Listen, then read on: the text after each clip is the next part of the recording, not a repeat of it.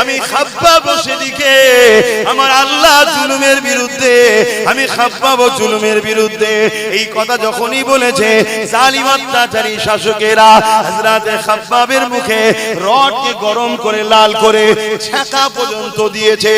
আজ তোমাদেরকে ছ্যাঁকা দেওয়া হয়নি, এখনো তোমাদের মধ্যে বলার লোক আছে, এখনো তোমাদের কিছু হলে রাস্তায় নামার লোক আছে, তোমাদেরকে আঘাত দিলে কোর্টের ভেতরে গিয়ে লড়াই করার লোক আছে, তোমাদেরকে আঘাত দিলে পার্লামেন্ট বিধানসভায় ভেতরে ঢোকারও লোক রয়েছে।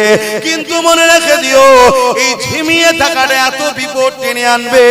কাল জোর করে তোমার থেকে ঈমানকে কাড়া হবে, কাল জোর করে তোমাকে ইসলাম থেকে আল্লাহ থেকে সরিয়ে দেওয়া হবে। এই সময় থাকতে থাকতে পরিবর্তন হওয়া দরকার আছে না নাই? এখানে একটা ছোট্ট উপমা দিয়ে যাচ্ছি।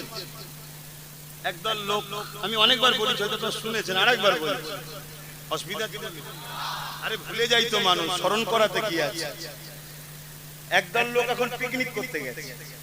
পিকনিক করতে গিয়ে ওই কাঠ জ্বালিয়েছে, হাঁড়ি বসিয়েছে, পানি দিয়েছে যে পানিটা একটু গরম হোক, ওইদিকে পেঁয়াজ টিয়াজ মশলাগুলো কাটছে, তারপরে চাল দেবে, পানিটা একটু গরম হয়ে যায়। আর পিকনিক করছে বাগানে, 10-50টা বন্ধু মিলে করছে। আর একটা ব্যাঙ ছিল লাপাতে লাপাতে এসে আর ওই হাঁড়িতে, তখন সবে পানি দিয়েছে, তো পানিটা ঠান্ডা, তো কলের পানি গরমকালে আরো ঠান্ডা হয় না, গরম হয়, ঠান্ডা হয়। তো সেই পানি পুকুরের ব্যাঙ গরমকালে তো পুকুরের পানি গরম হয়ে যায়, ঠান্ডা পানি পেয়ে খুব খেলা করছে, খুব আনন্দ করছে, খুব খুশি।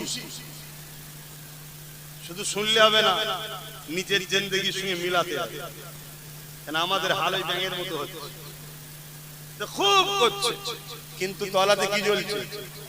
আস্তে আস্তে কি হবে? পানিটা হালকা গরম হয়েছে।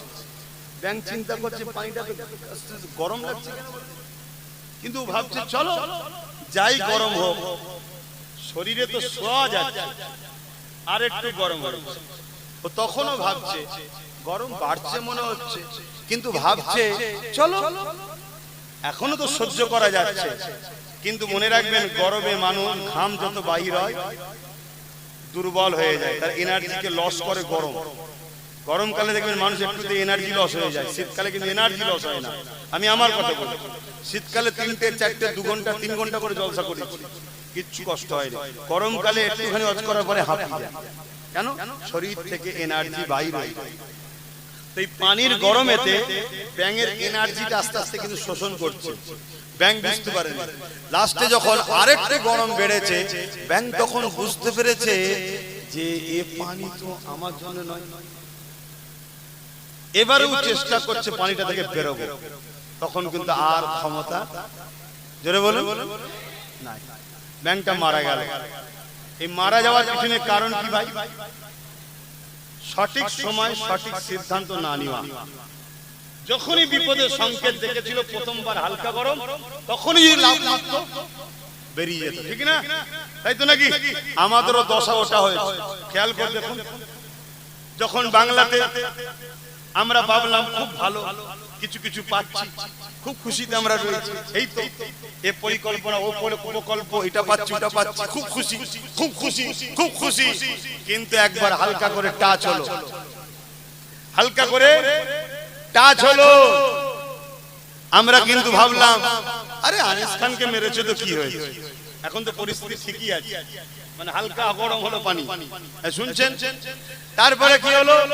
হঠাৎ করে বললো কোরআন শেষ হয়ে যাবে, আমার উন্নতি শেষ হবে না, আর একটু গরম বাড়লো। তখনও ভাবলাম চলো ঠিকই তো আছে। এখন শুনছি ওয়াকাফ দিয়ে দিয়েছে, সই করে দিয়েছে। তারপরেও ভাবছি চলো, এখন এনআরসি এসআইআর এর নামে নাম্বার চলে গেছে। এখন মনে হচ্ছে না, এই পানি তো আমার না, সরকার তো আমার না, আল্লাহ বাবা কিছু আছে, ভোটই তো নেই। আর আমি 2022-এ বলেছিলাম, শুনেছেন আপনারা? কারা কারা শুনেছেন হাত তোলেন। আই দেখেন, শুনেছেন 2022-এ কি বলেছিলাম? একটা দিন আসবে ভোটের লাইনে যাবি, দেখবি তোর নাম নেই, ভোট দিতে পারবি। বলেছিলাম তো। সময় থাকতে থাকতে ভাবা দরকার, এখনো সময় আছে। আমি দোয়া করি আল্লাহ, আরে